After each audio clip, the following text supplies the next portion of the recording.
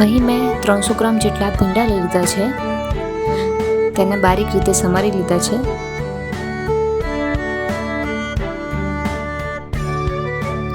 હવે આપણે એક કડાઈમાં 2 ટેબલસ્પૂન જેટલું તેલ લઈ લઈશું.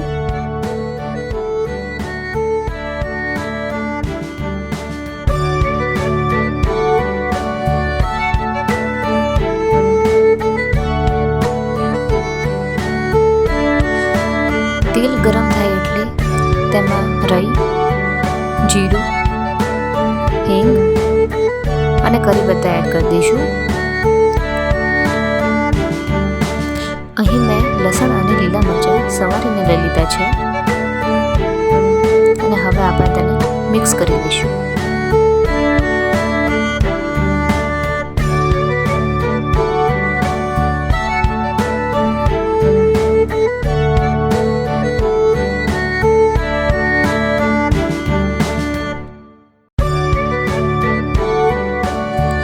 હવે આપણે અડધી ચમચી હળદર, 1.5 ચમચી જેટલું મરચું,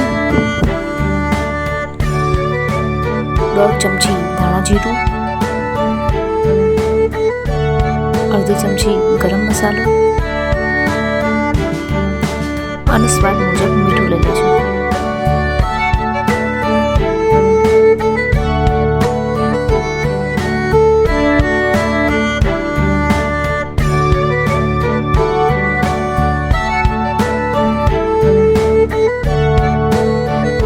સારી રીતે તેને મિક્સ કરી લઈશું. આપણે ભીંડામાંથી ચીકાશ ના જાય ત્યાં સુધી તેને કૂક થવા દેવાનું છે. અહીં મેં એવરેસ્ટનો ચાટ મસાલા લઈ લીધો છે. આપણે તેને ચડી જાય ત્યારે ઉપરથી એડ કરવાનો છે.